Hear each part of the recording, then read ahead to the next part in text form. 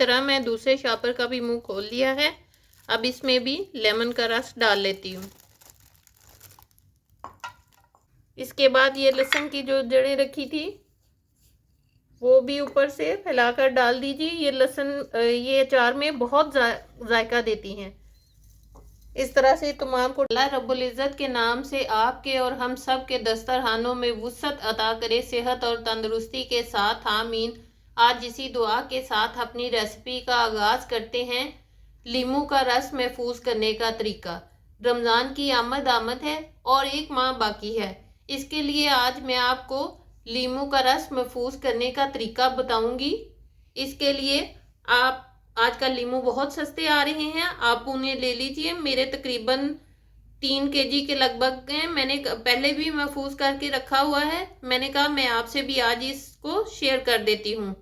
इनको धोकर साफ सुथरा करके रख लीजिए। जब ये खुश्क हो जाए मुकम्मल तौर पे, फिर इनको लेकर यूं काट लीजिए और फिर इसके बाद इनका रस निकालते जाइए।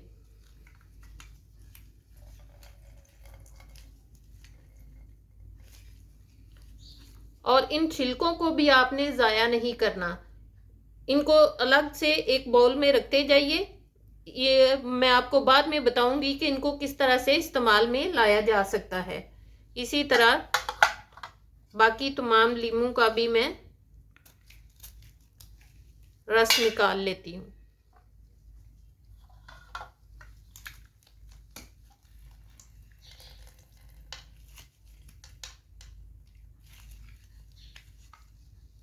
इसी तरह मैं बाकी लीमू का भी रस निकालूंगी और इनको आपने ज़ाया नहीं करना, इनको एक साइड पे रखते जाइए। तमाम लीमुओं का रस मैंने निकाल लिया है स्टेनर में से इस तरह से, और ये छिलके और इसकी जो गुठलियाँ वो बाकी रह गई हैं और छिलके मैंने अलग से तमाम निकाल कर इनके बीज निकाल कर रख लिए हैं। तमाम रस निकाल लेने के बाद या तो आप इस तरह का बर्तन ले लीजिए, उसमें डाल लीजिए। लाजमी नहीं कि इसी तरह का बर्तन हो, आप ग्लास या कीफ में भी डाल सकते हैं। अब इस तरह के प्लास्टिक के शॉपर ले लीजिए और इनका मुंह खोल लेने के बाद अपनी ज़रूरत के हिसाब से जितना आपको ज़रूरत है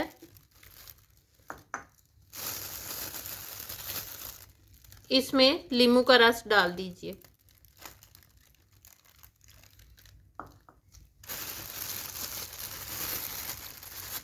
और इसके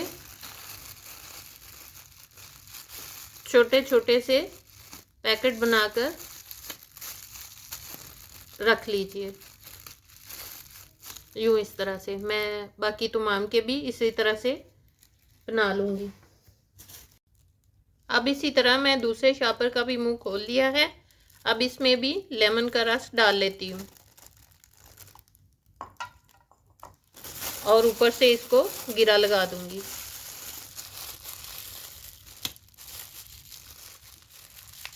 और इसी तरह मैं बाकी तमाम को भी बना लेती हूँ। तमाम लीमुओं का रस निकालकर मैंने पैकेटों में बांध कर रख लिया है। आप इसे फ्रीज़र में रख कर जमा लीजिए और पूरा रमज़ान इससे एंजॉय कीजिए। ना सिर्फ ये आपके ड्रिंक्स में इस्तेमाल होगा, मुख्तलिफ खानों में, कढ़ाइयों में और भी मुख्तलिफ किस्म के खानों में आप इसे इस्तेमाल में ला सकते हैं। फ्रीज़र में रखने से एक तो ये काला भी नहीं होगा और दूसरा इसे आप साल भर भी इस्तेमाल कर सकते हैं। बिना केमिकल के महफूज रस आपको मिलेगा और आप इससे मुख्तलिफ खानों में भी इंजॉय कर सकते हैं। अब मैं आपको लेमन के छिलके जो बचे थे उनमें से बीज निकाल लिए हैं। इनसे मैं मज़ेदार अचार बनाना बताऊंगी। ना तो ये ज़ाया जाएंगे और आपको रमज़ान में भी बहुत जायका देंगे।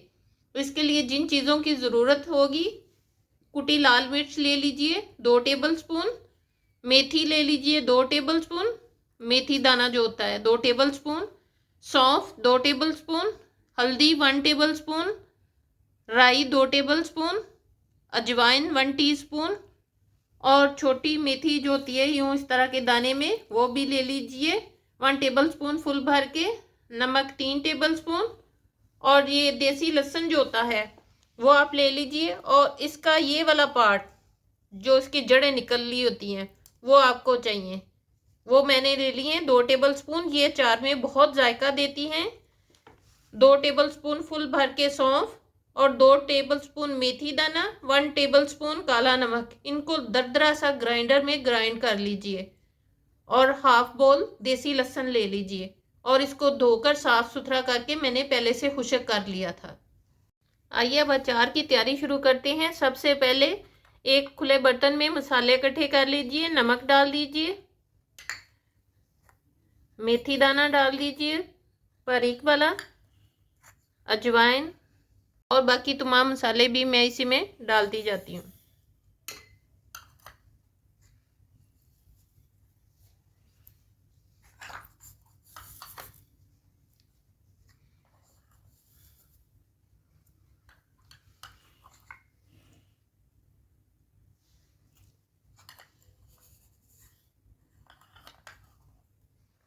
अब इन तमाम को पहले मैं मिक्स कर लूंगी किसी चम्मच से।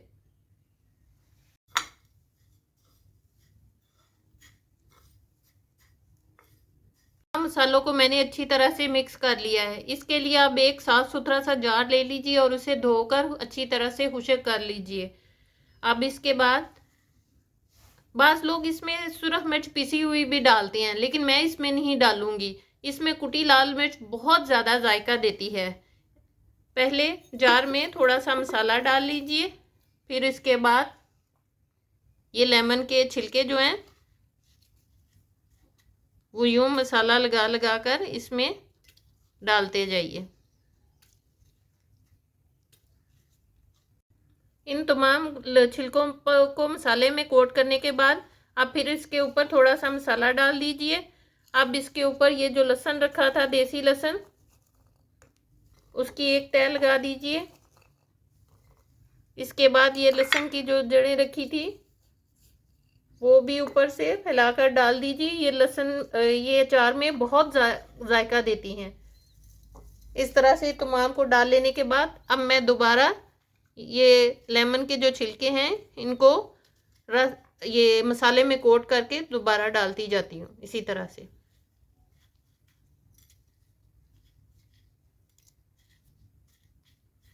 तमाम अचार मैंने जार में मसाले के साथ फिल कर लिया है। अब इस पर मस्टर्ड ऑयल डाल दीजिए, वो भी कच्चा डालना है, सरसों का तेल।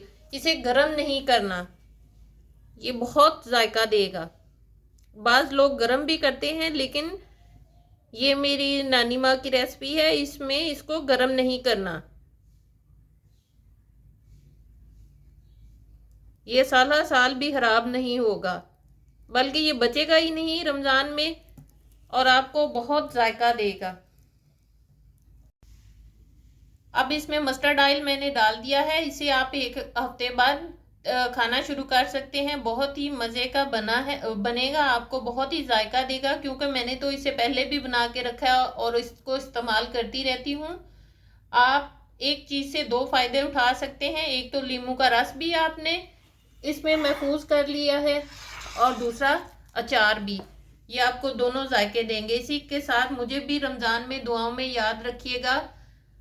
मेरे चैनल को लाइक कीजिए, सब्सक्राइब कीजिए, शेयर कीजिए, और फैमिली और फ्रेंड्स में ज़रूर शेयर कीजिए, ताकि मेरी आने वाली हर नई रेसिपी का नोटिफिकेशन आपको उसी वक्त मौसूल हो सके। अल्लाह हाफिज़।